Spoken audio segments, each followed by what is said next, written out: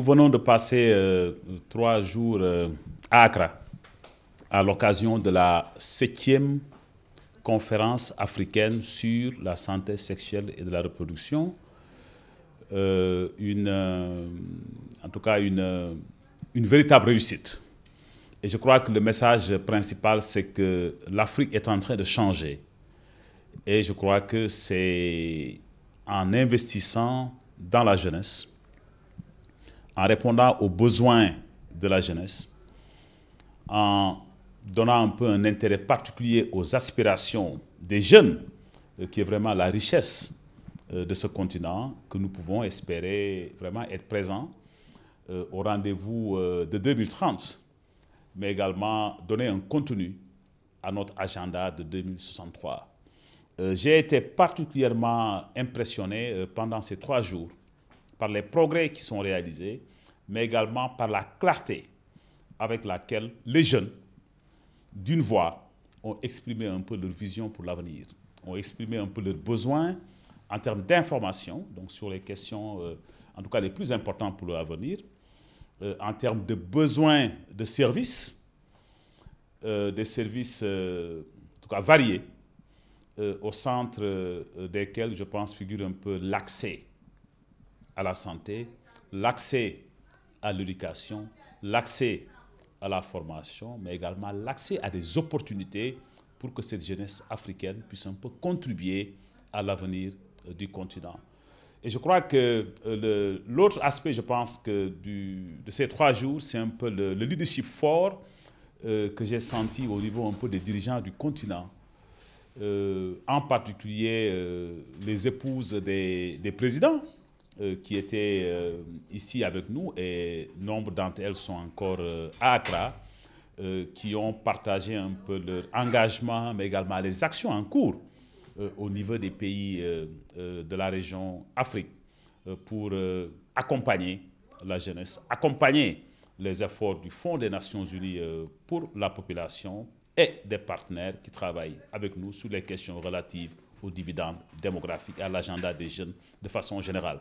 Le dernier point sur lequel je voudrais insister, c'est un peu à l'occasion de cette visite, nous avons également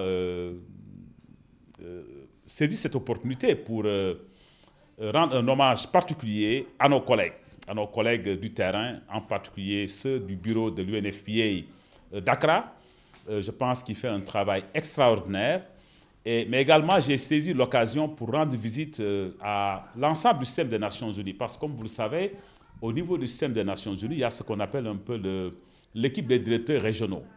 Et au niveau de cette équipe, je suis la personne à qui on a un peu confié un rôle de suivi d'un certain nombre de pays, y compris le Ghana. Donc, j'en ai profité pour rendre visite à nos collègues du système des Nations Unies. Nous avons eu une discussion très intéressante en présence du directeur exécutif du Fonds des Nations Unies pour la population, du directeur adjoint donc de l'ONU-SIDA. Nous avions également nos collègues de l'UNICEF, nos collègues du PNUD, de la FAO, du FIDA et bien d'autres. Je pense qu'on avait pratiquement une bonne partie des 26 agences qui font un peu la force du système des Nations Unies. Je pense que le message était clair. Qu'est-ce que nous pouvons faire pour améliorer la qualité de notre appui aux populations ghanéennes? La deuxième chose, comment nous pouvons nous engager dans le processus en cours pour soutenir un peu leur agenda à moyen et long terme, parce que le Ghana s'est lancé dans un exercice de prospective qui est un peu un effort qui consiste à répondre à la question quel genre de société les Ghanéens aspirent à l'horizon de 2 générations. Et je crois que j'ai encouragé tous mes collègues à travailler ensemble et à apporter leur soutien à la construction de ce Ghana dans 40 ans. Et l'autre aspect sur lequel nous avons également discuté, c'est un peu comment nous pouvons renforcer le partenariat en dehors du système des Nations Unies. Parce que déjà, nous travaillons très bien ensemble, nous sommes très bien organisés pour aller dans la même direction. Mais nous pensons que ce n'est pas suffisant. Il nous faut faire venir les autres acteurs au développement pour que nous puissions renforcer les rangs de tous ceux qui travaillent pour renforcer un peu le projet de société, l'agenda de développement que le Ghana a. Et nous pensons notamment au secteur privé. je pense, qui est un maillon important de la chaîne. Nous pensons aux organisations communautaires sans lesquelles nous ne pouvons pas accomplir un progrès durable, mais nous pensons également aux autres aspects tels que les parlementaires, avec qui d'ailleurs nous avons eu un entretien assez dynamique il y a de cela 12 jours au niveau de l'Assemblée nationale du Ghana. Donc je peux dire que c'était vraiment une visite, mais également une opportunité pour célébrer tous les progrès que nous avons réalisés ensemble, mais également d'avoir un dialogue, d'écouter les jeunes et de nous organiser pour apporter un appui encore plus fort à la construction d'une Afrique meilleure.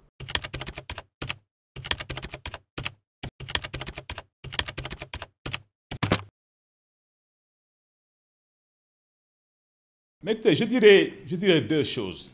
La première chose, c'est qu'il faut absolument des partenariats, et des partenariats multiformes, des partenariats qui sont des partenariats à bâtir autour des expériences qui sont vraiment porteuses, des experts. Parce qu'aujourd'hui, nous avons beaucoup de bonnes expériences, des expériences porteuses qui ont été documentées à travers d'évaluations assez solides, donc basées sur des évidences. Et je crois que c'est une façon d'optimiser un peu les ressources maigres que nous avons pour aller de l'avant. Je pense que ça, c'est la première chose. La deuxième chose, et j'ai effleuré la question tout à l'heure quand j'ai parlé du Ghana, nous avons aujourd'hui un environnement favorable dans certains pays, où nous avons un leadership fort, où nous avons un peu une vision de l'avenir assez claire. Et je crois que ce qu'il nous faut maintenant, c'est de travailler, en tout cas de rebrousser nos manches, de travailler ensemble et de faire en sorte que les pistes qui sont identifiées par les populations que nous essayons un peu d'assister soient vraiment les plus à suivre, et que nous suivons un peu les autorités nationales, les populations locales, les populations avec qui nous travaillons, et que nous apportons maintenant notre aide de la façon la plus efficace. Mais j'allais dire que la presse a un rôle important à jouer, et je voudrais en profiter pour remercier un peu nos collègues de la presse, parce que j'ai feuilleté un peu les journaux de ces derniers jours. J'ai également regardé un certain nombre de brochures qui ont été développées au cours de la rencontre, et même un journal de la réunion. Et je voudrais dire bravo à la presse, et je crois que ça doit être un peu votre contribution de tous les jours au changement que nous voulons voir en Afrique.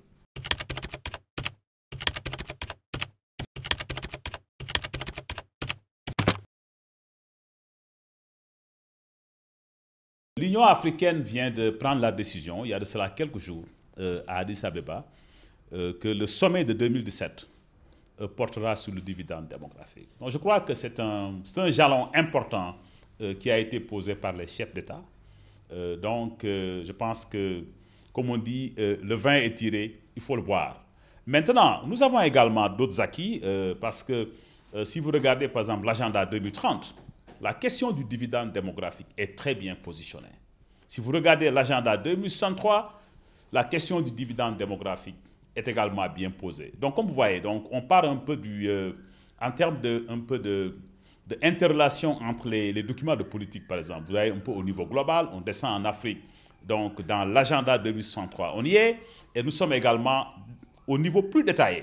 Donc, on descend dans la pratique, et maintenant, les chefs d'État disent, écoutez, nous ne voulons pas seulement nous limiter à 2030, nous disons que c'est notre priorité en Afrique. Maintenant, ils disent également que dans notre programme maintenant de 2017, nous voulons pousser le dossier au niveau le plus profond. Donc je crois que le processus est très bien enclenché, et je crois que c'est une reconnaissance par les chefs d'État que l'avenir de l'Afrique se jouera par le dividende démographique. Maintenant, il faut qu'après 2017, que nous puissions avoir une feuille de route pour chaque pays, que nous puissions avoir un programme d'investissement conséquent pour chaque pays. Donc, ça ne sera pas le même programme dans chaque pays, mais chaque pays devra s'attaquer à quelques secteurs qui vont nous permettre un peu de tirer profit pleinement du dividende démographique et de faire en sorte que l'Afrique puisse être au rendez-vous de 2030.